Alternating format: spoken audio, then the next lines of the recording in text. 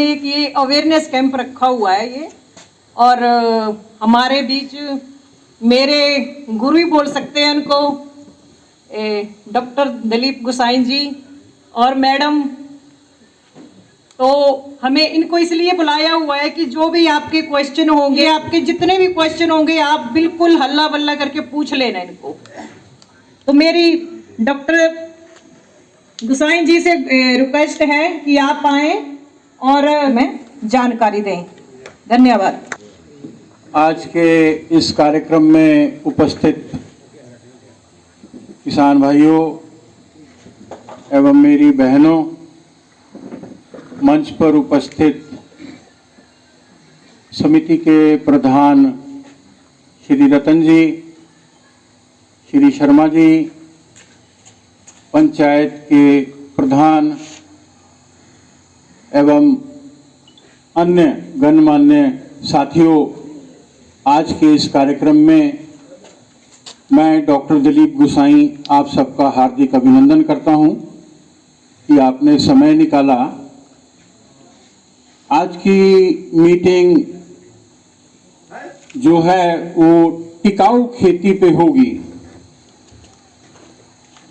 किस प्रकार करें हम गेहूं की खेती,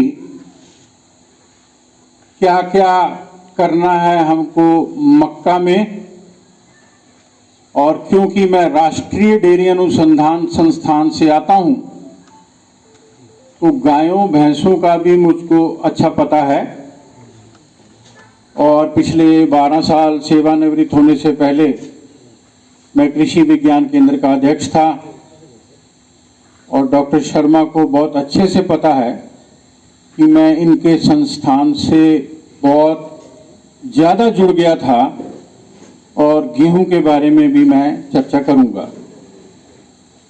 साथियों, अभी जितनी भी बातें हुई और जो कुछ भी मैं समझ पाया हूं, मुझे नहीं अभी तक पता लगा कि गेहूं की किस्म कौन सी बोई है आपने। मेरी बात हो रही थी जब हम समिति के सदस्यों के साथ वहां बैठे थे, तो मैंने कहा साहब कौन सी किस्म का बीज वितरित हुआ है। तो कहते जी जो आ गया था सरकार से वो दे दिया गया। हमारे पंजाब, हरियाणा में, पश्चिमी उत्तर प्रदेश में किसानों के परिवारों में अब बहुत ज़्यादा जागरूकता आ गई है, और वो किस्मों के नाम नहीं, उनको लेने के लिए इतनी भगदड़ करते हैं शर्मा जी के अनुसंधान संस्थान में।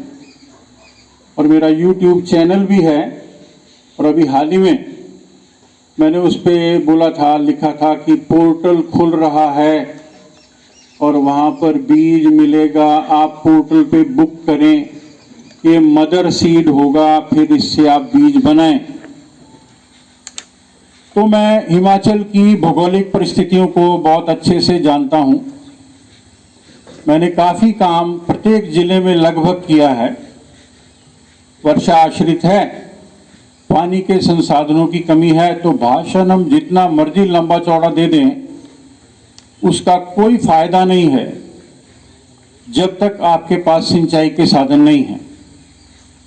और मेरी प्रधान जी से जब बात हुई अभी थोड़ी देर पहले, तो मुझको पता चला, मैंने इंटीग्रेटेड वाटरशेड डेवलपमेंट प्रोग्राम में भी काम किया था। सामयिक जलागम परियोजना चली थी यहाँ पे।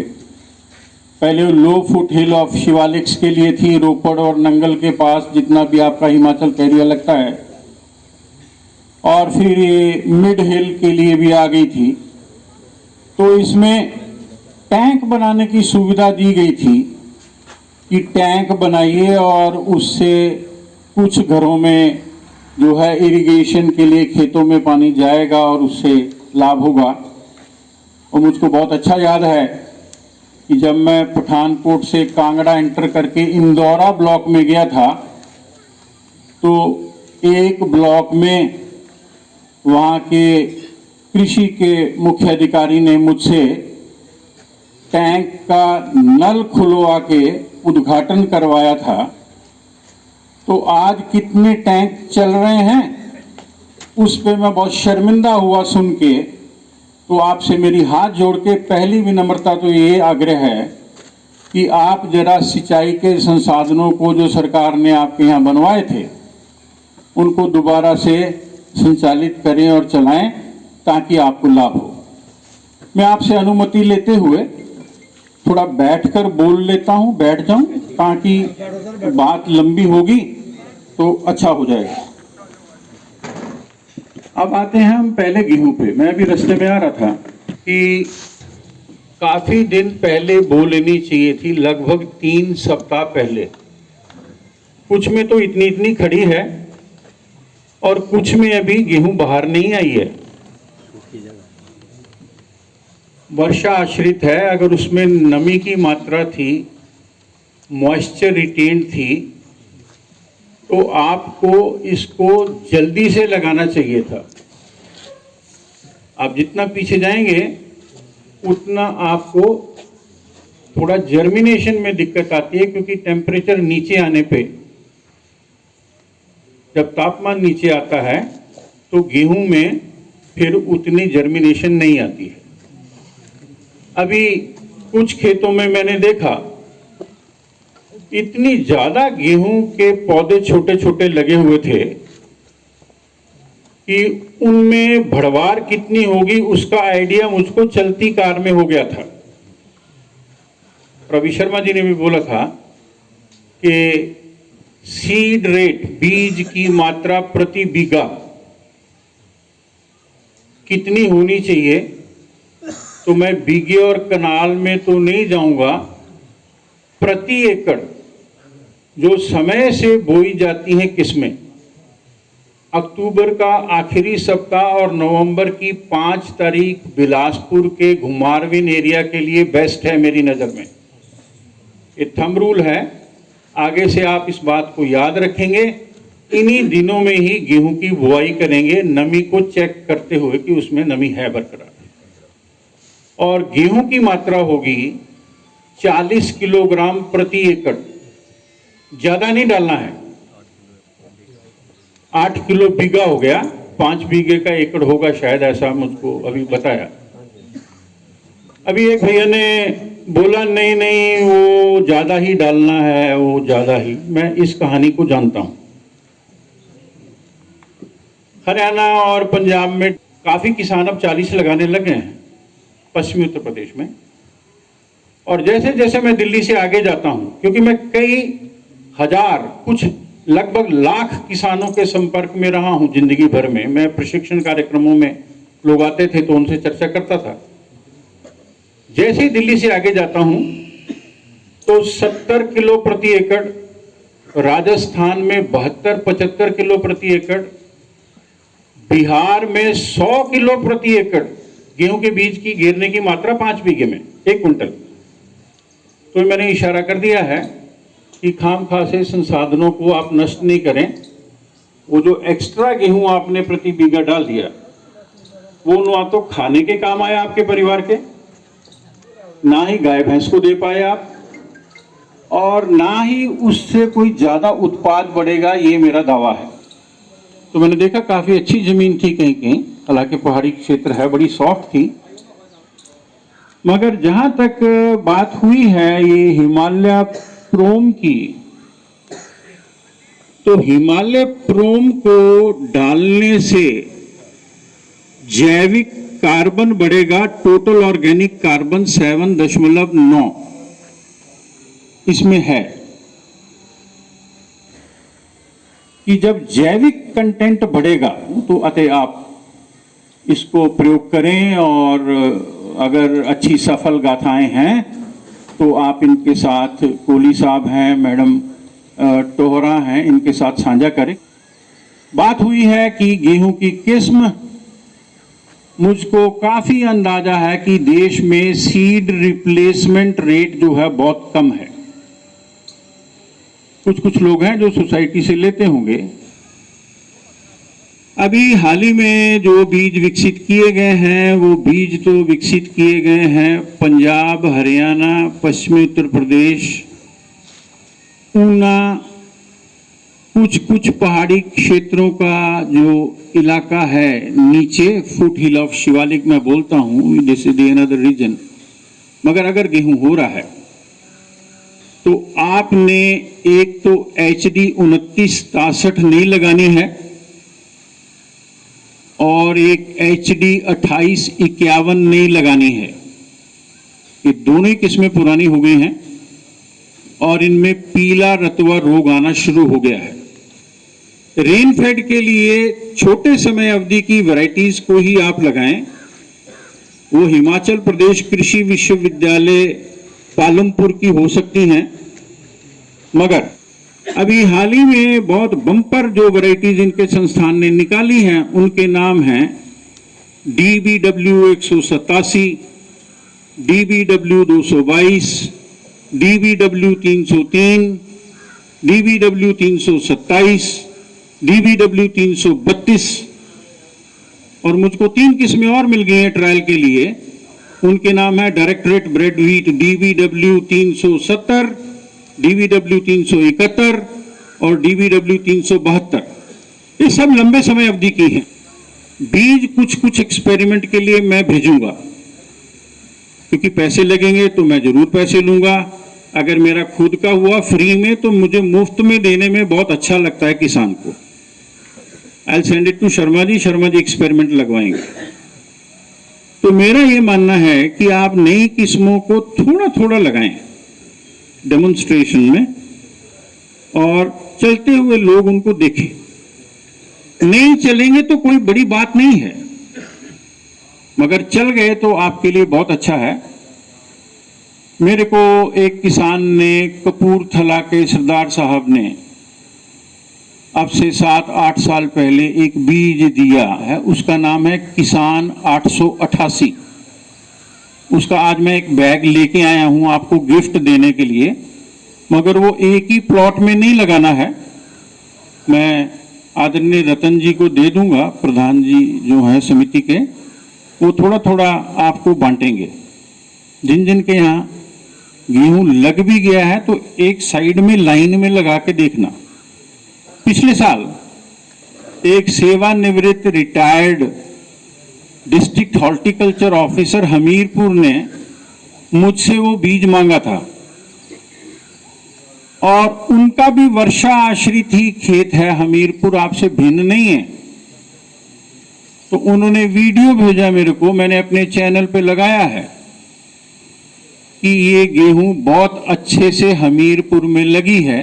अब आ गई बात यूरिया पे कि उतना ही डोज डालें यूरिया का जितना हम सिफारिश कर रहे हैं।